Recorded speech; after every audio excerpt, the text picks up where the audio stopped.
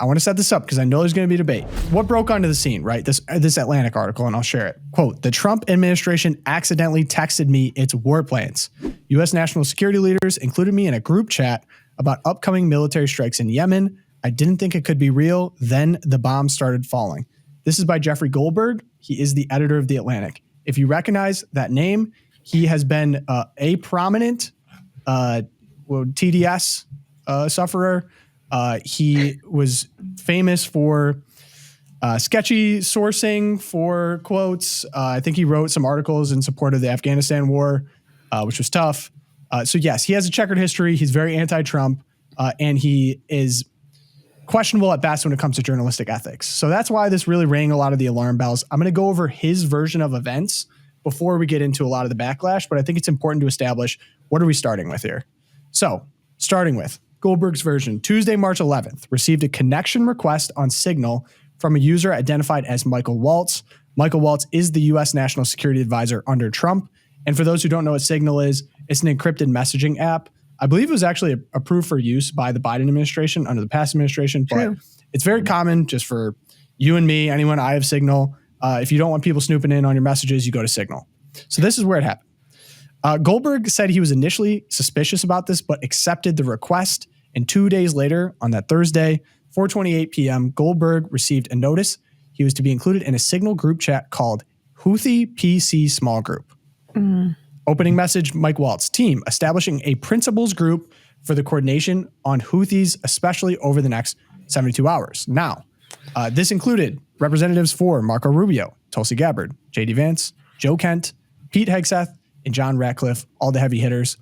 For those unfamiliar, principals committee generally... You said representatives, but like literally these people, the principals, not the representatives. Yep, so I'm getting into what a principals is. So the principals committee generally refers to a group of the senior most national security officials, including the secretaries of defense, state, and the treasury, as well as the director of CIA. These were representatives on behalf of these individuals, but the names in the chat, as he posted, were for, say, Marco Rubio or whatever. So if you see J.D. Vance in the chat, it was his representative or maybe him speaking through representative. So Friday morning, Waltz basically says, we're good to go. The big takeaway, I think, from the first one was that J.D. Vance pushed back on these messages. And some would say, does this mean there's a difference in strategy? Are they not all aligned? He essentially was saying, I'm doing this economic event in Michigan. I think we're making a mistake. 3% of trade runs through the Suez. 40% of European trade does. There's a real risk that the public doesn't understand this or why it's necessary. The strongest reason to do this, as POTUS said, is to send a message. I'm not sure the president is aware of how consistent this is with his message on Europe right now. There's further risk that we see a moderate to severe spike in oil prices. He basically goes on to say, I'm willing to support the consensus here, but I'd just like to voice his concerns. Quickly, we go back to Michael Waltz here and basically saying, we're going to do this, right? And so these chats, the Atlantic article's behind paywall, so I'll show the original chats at this point.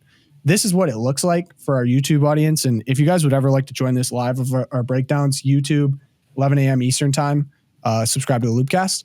But you can see like picture of Pete Hegseth here. You can see the text here. He's also frustrated about the European freeloading, as he says in this chat.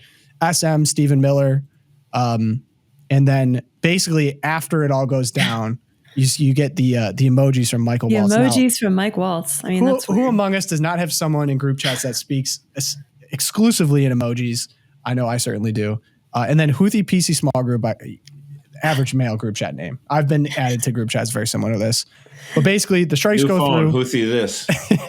Yeah. Okay, so the strikes go through, and then you're starting to get a little celebration here in this Signal chat. I think at first people, and I have Kyle Seraphin here, shout out Kyle Seraphin, were suspicious about the legitimacy of Jeffrey Goldberg's version of events, basically because he showed some chats, he didn't show the whole thing. People like, hey, why did you not release the whole thing, left and right? Why didn't you release the whole thing? You had it. You're saying that there were specific war plan details in this chat. It's up to the public to know. And two things Jeffrey Goldberg said that was interesting. The first being, I left the chat after this was over, knowing that it would send a notification to Mike Waltz that I left the chat, basically giving them the heads up, hey, this was breached. I shouldn't have been here. Right. Exactly. And then the second thing that he said was, it wasn't right for me to share. Yes, this was shoddy. They shouldn't have been doing it. It wasn't right for me to share all the details. So that's where we leave That's the actually situation. the story, right? Like a communist reporter having like one little tiny ounce of inkling of. Well, breaking news: Jeff Goldberg has a interesting. But I've watched so much. Some of this discretion. Wow. Well, and to be fair, like if I could just interject where my headspace was at this point in the story yesterday morning, I was like, I'm having a hard time believing this because, as you mentioned before, Jeff Goldberg from The Atlantic, he was the original purveyor of the suckers and losers hoax that Trump calls veterans suckers and losers. Right. The hoax that like he refused to pay for this veteran's $60,000 funeral because he hates Mexicans. And Snopes itself, I did a little bit of digging. Snopes itself, which is a more left-wing leaning communist communist fact-checking organization. They can't even stand Jeff Goldberg. I mean, they're like, there is nothing, everything is rated unproven because there's no corroboration, blah, blah, blah. So without the corroboration, yesterday morning, I was in the camp of, oh my gosh, this is totally Trump's 4D chess going on. So that's where it was. And then, Tom, I'll let you pick up the story from there. Yeah. So you and President Trump are on the same page. So after this story dropped, they asked President Trump, what did you think? Yeah, exactly. This is what Trump had to say about it. Your reaction to the story in The Atlantic that said that some of your top cabinet officials and aides had been discussing very sensitive material through Signal and included an Atlantic reporter for that. What is your response to that?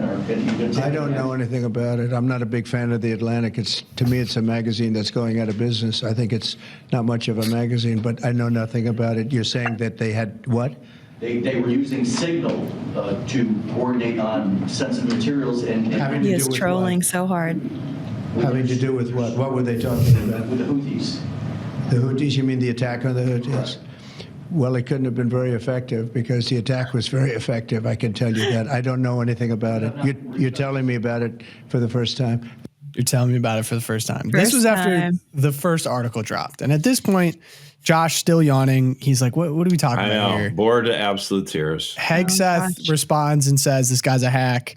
And Trump actually came out and said he would not be firing Mike Waltz, who confirmed was the person that added Jeffrey Goldberg to the chat. Some people were speculating that there was someone else with the initials JG. I believe it was like a trade person that he would have.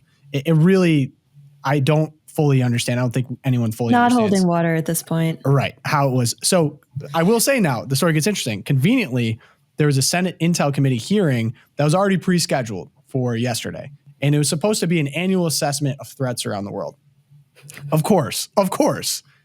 This drops yesterday, and this is all people could talk about, right? There were other things discussed in the Intel Committee meeting, but I mean, majority of this is, and of course I had to head over to Democrats Win Media for this clip, but this was basically a summary of how that intelligence meeting went.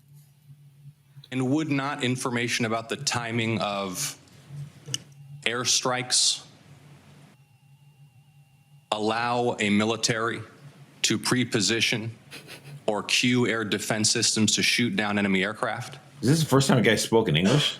I think, Senator, from our perspective, any advance warning is something that we certainly are trying to protect. Yeah. Director Radcliffe, this was a huge mistake, correct? No. No. A national political... Hold on. No, you Let hold me answer. on. No, Director Radcliffe. No, you hold on. Yes or no question, and now you hold on.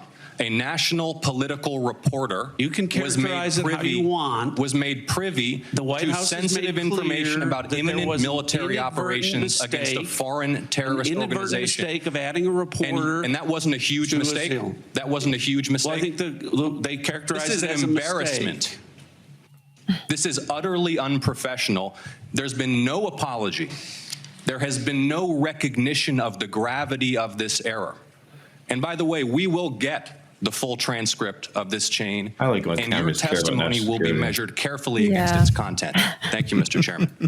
Okay, Josh, I know you're chomping at the bit here, but I this also is how hate that it's like they interrupt each other. Like, you can each call each other dog crap, but just let me finish my sentence. I would be so angry. Yeah, I would love to see you in a Senate Intel Committee hearing, or just a committee hearing it at all. Tulsi There's a Gabbard reason goes why on. Brian's up for it, not me. Yeah, very true. So Tulsi Gabbard goes in and she says there was no classified material shared in these group chats. No classified material was the exact wording of what she said. So Fast forward to this morning, Jeffrey Goldberg, who at this point, I actually was like, he has some CIA ties. And I was like, what journalist leaves a group chat in which you could potentially get more scoops? Like an industrious journal. I'm not even saying it's right or wrong. I'm just saying this is how journalism works. You could say, I got an anonymous source, I verified or whatever. Think about all the information you get from this. He leaves. So I'm like, potential CIA spook. He still could be. I don't know. But basically what happened is we get another article this morning and a little bit of a change in tune on war plans. We change it to attack plans. So here's the exact headline. Here are the attack plans that Trump's advisor shared on Signal, essentially saying, I got to listen to a day of the Trump administration deny that the material is classified, that there was nothing shared, that there was no coordinates, that there was nothing. And I think that's wrong. And I think at this point, I need to bring forward what was shared in the Signal chat. So you get the exact screenshots. And of course, they put it behind paywall, which is hilarious. Like, well done, Atlantic. But yes, so you're seeing some things that were not in the previous one. At this point, I'm scrolling through to find here in the full messages.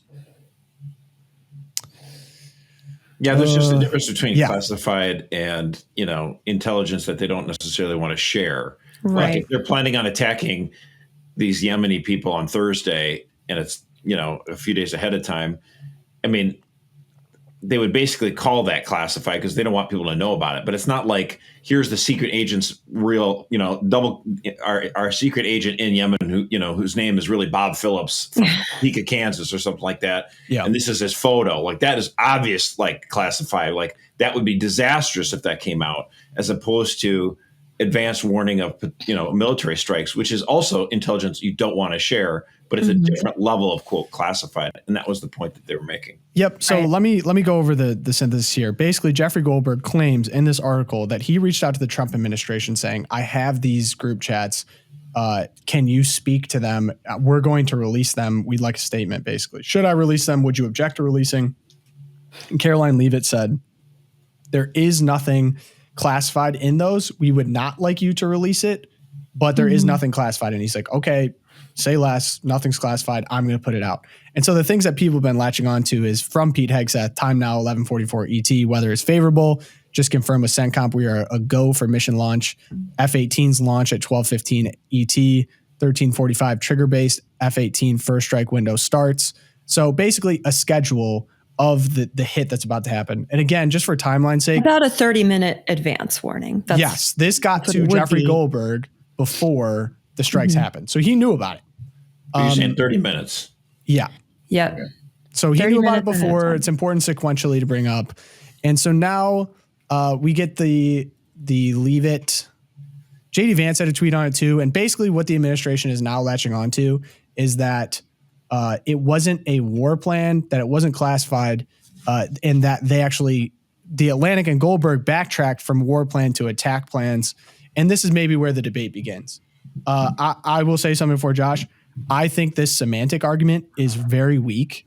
I think that at minimum, Mike Waltz should be fired for adding a journalist, national journalist, to a group chat. I don't have a huge issue with Signal being used, or I don't even dispute that it's classified, not classified, because they could have declassified it technically. I think the security leak and even just a basic intelligence from Mike Waltz, who I disagree with politically as well because he's kind of a neocon war hawk, someone needs to get fired for this. No one was fired over Afghanistan, and Trump ran on that. There's no accountability in the government. No one gets fired. People just get promoted. This is people are bringing up the Hillary Clinton's email scandal. I think it's the same level. I do. Same level? Yes. I mean, both your analogies are absolutely. Hillary Clinton didn't talk about war in her private email server. I'm saying both are bad. Why are we treating this as though this is like a laughable, not even a big issue? The only way this would rise to the level of Hillary Clinton is if somehow you can prove that Mike Waltz did this on purpose because he was in collusion with Jonah Goldberg to materially damage the Trump. Jeffrey Goldberg. I got all worked up there. So I like comparing this to Hillary Clinton habitually using personal email, which is not secure, to transmit like state secret classified information. And to do deals. That's what she was doing. Do deals with it for her own benefit does not rise unless you can show me the case that Mike Waltz did this on purpose for his own gain. I don't think that's what happened. I think there's a possibility. I can't prove it. Obviously it's a possibility, but the evidence there doesn't where's suggest the evidence?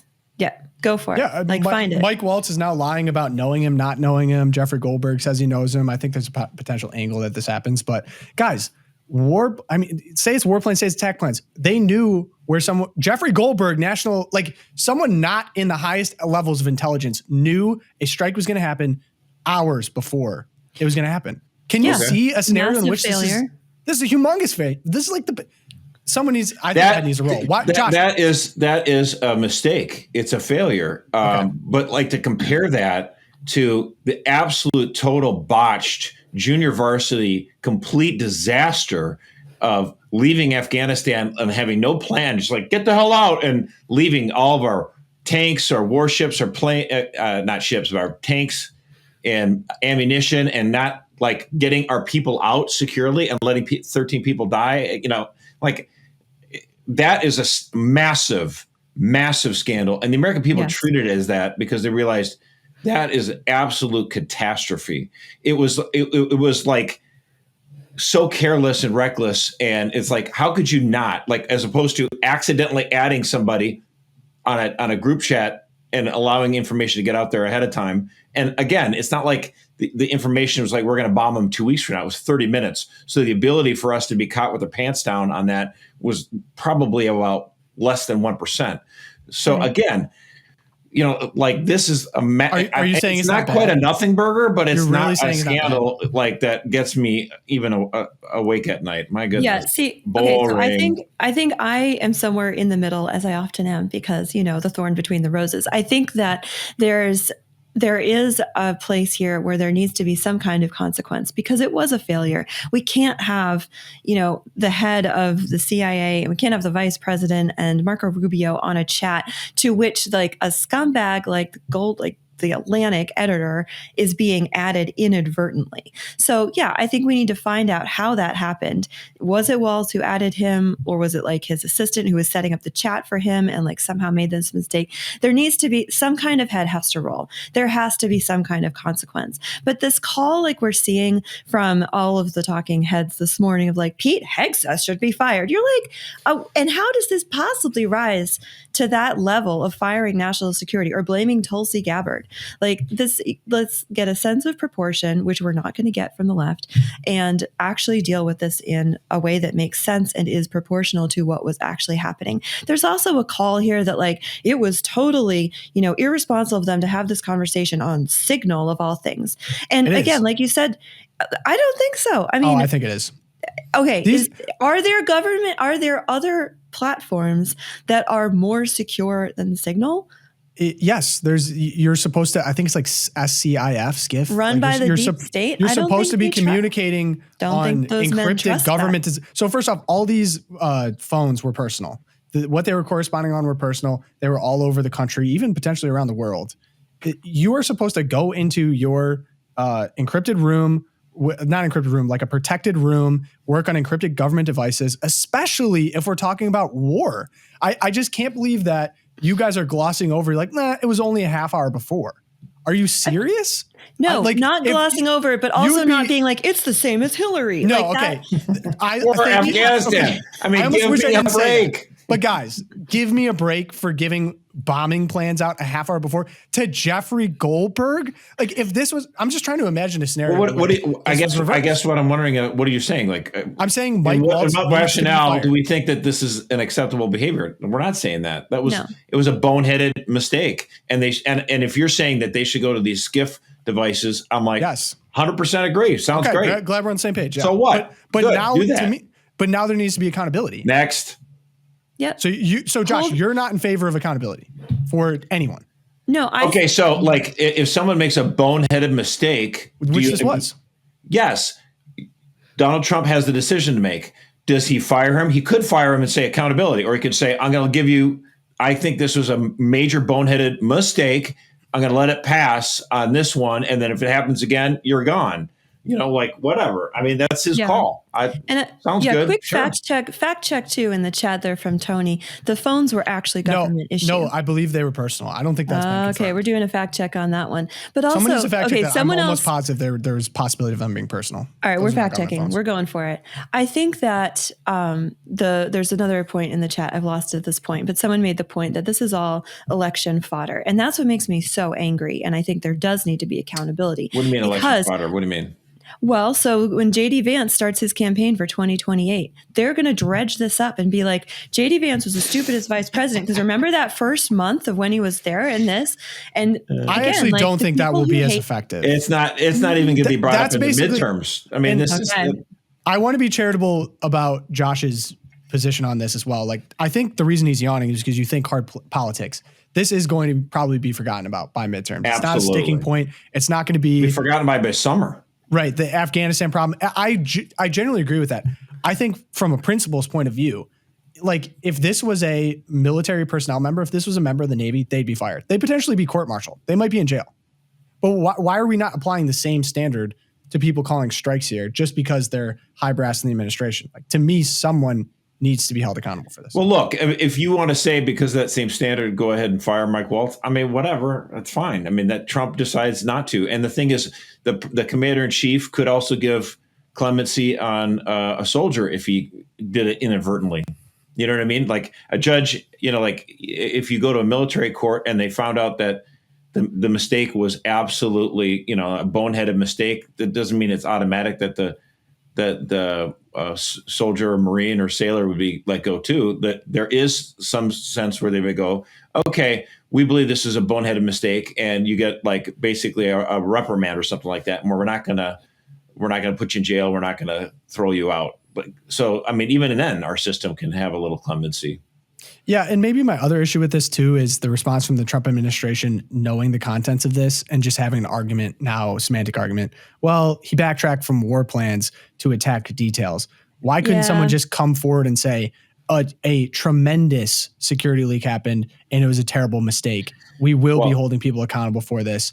That being said, none of this technically is classified. It just would be nice to get some acknowledgement. I know that we're so deeply entrenched in the political partisanship of it is you can't admit that you're wrong, but I think it would go a long way for the country and people within to say this was bad. Well, I mean, the Trump administration did say, Waltz made a mistake.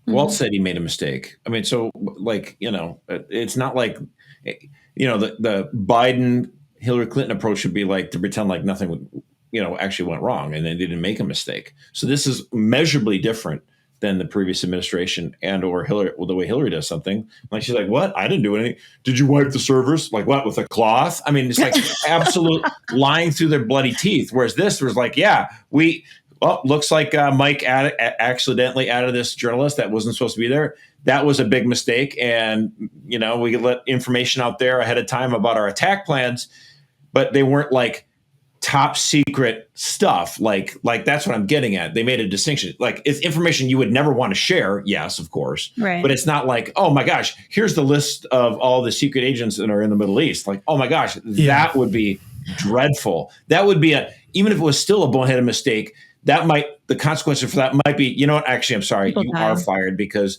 there's some things where like, that was kind of dumb. And we're going to let it, we're going to wrap you on the wrist and we're not going to fire you. But if you like let out a massive secret like that, they might be like, yeah, bro, nice knowing you. Pack your bags. You're out of here. Erica, sorry, you think you had something to say?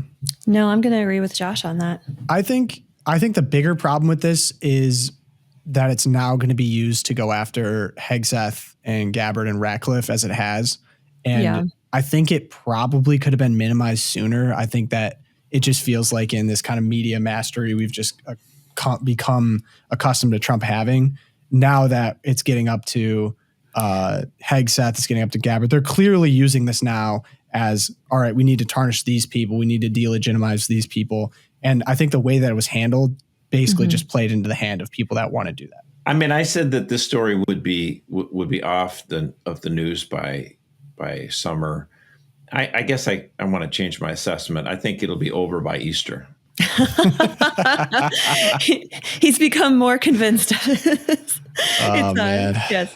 Yeah, I think the language has become now like these people are incompetent. And I do think that it's on purpose. Like this happened in a way to get at Hegseth and Tulsi, who did have two of the more contentious confirmation processes in all of Trump's cabinet, because I mean, they really are hated so much. And in a way with Hegseth, I'm like, they've already eviscerated the man and hung him out to dry. I don't know, like, yeah. Are you seeing these comments? What do we got? Tony's saying that Tom is taking Ossoff's point on this. It's probably because they're both like these, Gen Z types. Ouch. Our first Gen Z senator. But, hey, can I just stop for a second and acknowledge Pogo? Pogo has done Gen Z proud today. He is wearing a suit and tie. Jacket and tie for the pod, and this is a first. I believe. We got a funeral later on. You were a little sartorial. No, I had to one up Josh's little Newsmax get up. I thought he's been reading Refine. I was trying to, Refine. I've definitely been reading Refine, then I was trying to sleight of hand to make people think my opinions are more legitimate through my dress. And Erica is calling out my game, and now the gamut might be up.